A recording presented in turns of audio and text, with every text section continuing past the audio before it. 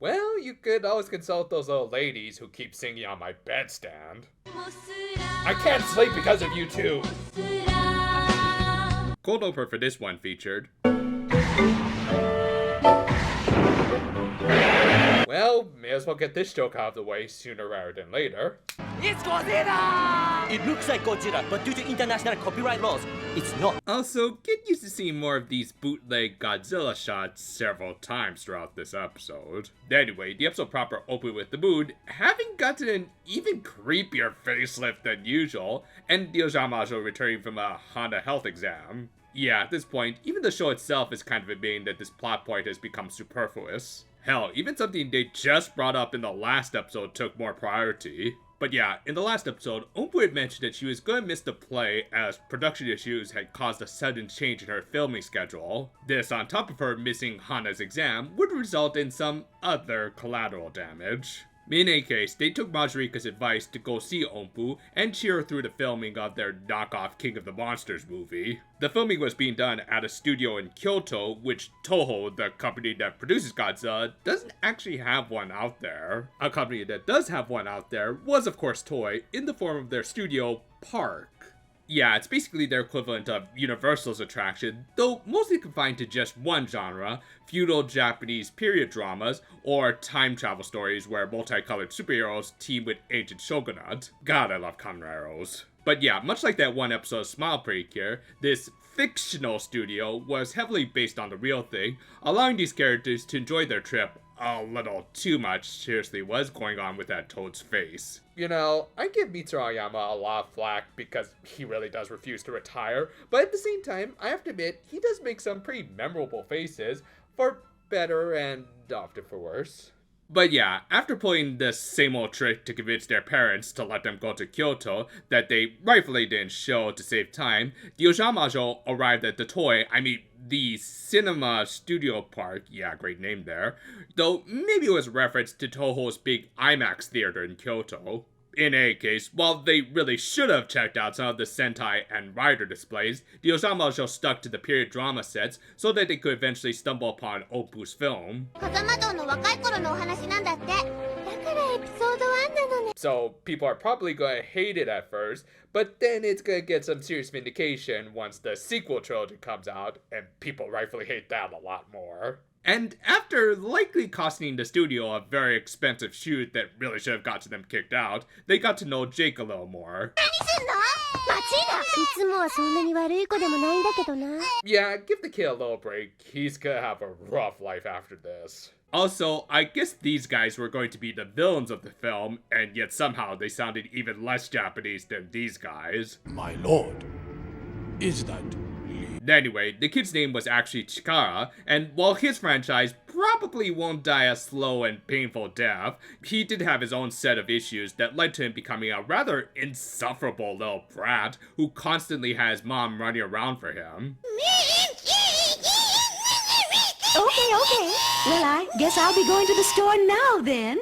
Yeah, you can probably guess this episode isn't gonna get high marks from me. That said, the stuff I did find interesting were some of the filmmaking scenes, as they did feel rather realistic. Like, I wouldn't be surprised if some of this stuff was based off of stories directly from either of the Toei studios in Kyoto or Tokyo, which they do seem to like to animate. It's pretty fun, especially when you look up some of this stuff for yourself. Would you believe this sequence from Jew Rangers / Power Rangers was done entirely with practical effects? It's pretty amazing stuff.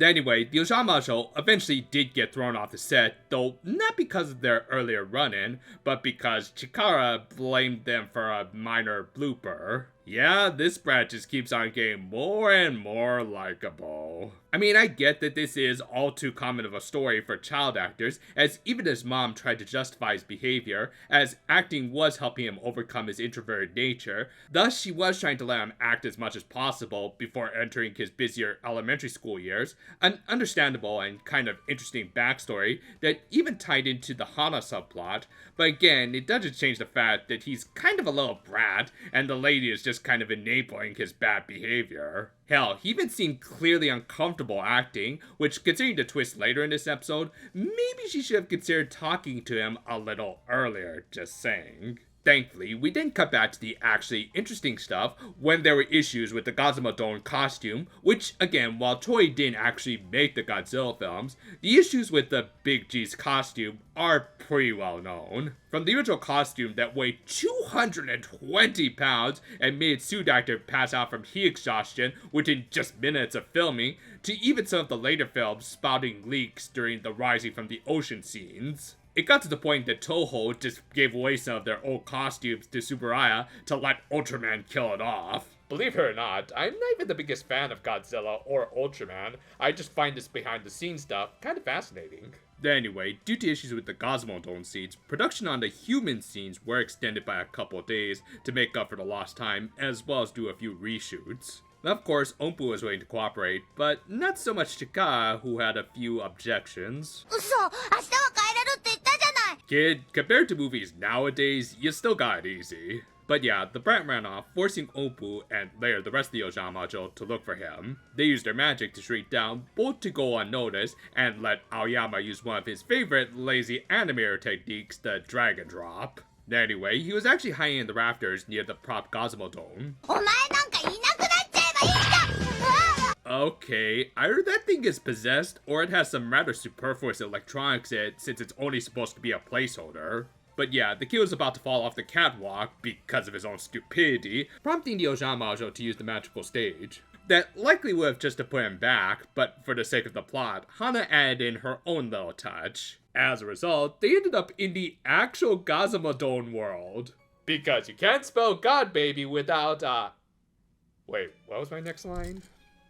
Anyway, the big lizard soon arrived, and considering he only had fire breath rather than the atomic breath, makes me believe that he was more based off of Zilla rather than the Big G. This did at least lead to a kind of fun sequence where the Ojamajo ended up traveling through several iterations of his movies. I say kind of because even though it was pretty neat to see them turn into ninjas, it was also very clear that they were recycling several animations here, especially him using the fire breath. Ultimately, they found themselves in, I think, either Shin or -1. Don't worry about it, kid. I felt the same way when I saw Son of Godzilla for the first time. Actually, he did at least regret laying out his frustrations on the prop in the first place, as he just wanted to go back to school so that he could be with his friends at an art exhibit. And yeah, that was pretty much his whole motivation. He was just jealous that Ompu had friends who could visit her, and he didn't. Again, an understandable backstory, but it doesn't automatically make him likable. Anyway, Ompu convinced him to tell the big lizard what he really wanted to do. Kid, you do realize I'm the Godzilla parody and not that pussy Gamera, right? Nah, of course it worked, resulting in them returning to the real world, and the Ojamajo helping clear things up with his mom. Moreover, they managed to somehow cram in 2 days worth of reshoots into one, letting Chikara make it back in time for the exhibit. With that, the episode ended with everyone making their way home, and the reveal that, of course, this kid was one of Pop's simps. This was a pretty fun episode at times, and aggravating at others. I mean, as at least a bit of a Godzilla and giant monster fan, I did enjoy some of the production scenes, and the final act of this episode was fun, but the Spotlight character dragged things down quite a bit. It's at times like this that I'm actually glad that newer Gamera movies kind of did away with the kid's sidekicks.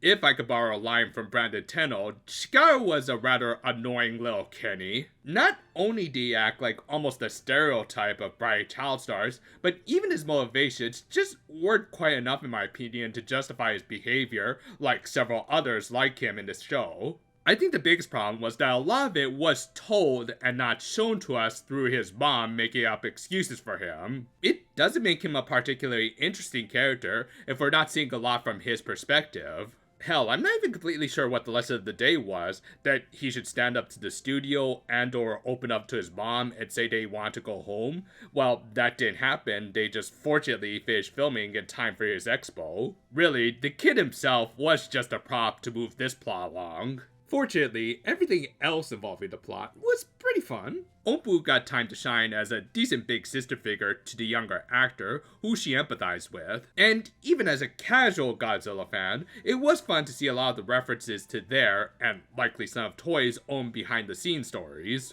Stuff like that was at least fun for me, though maybe not for everyone who isn't a total dork. Regardless, that and the final chase sequence did make for an overall fun episode, as long as you disregard Haley Joel Cartman. Hopefully by the end of this week, or at least next Tuesday, we'll have one more villain analysis video up in time for Halloween. It'll be one where we'll try to give a proper spotlight to one of the more underrated teams of baddies in this franchise. And until next time though, farewell for now my friends, and oh, are you here to finally pick up these two? She's here already, you can stop!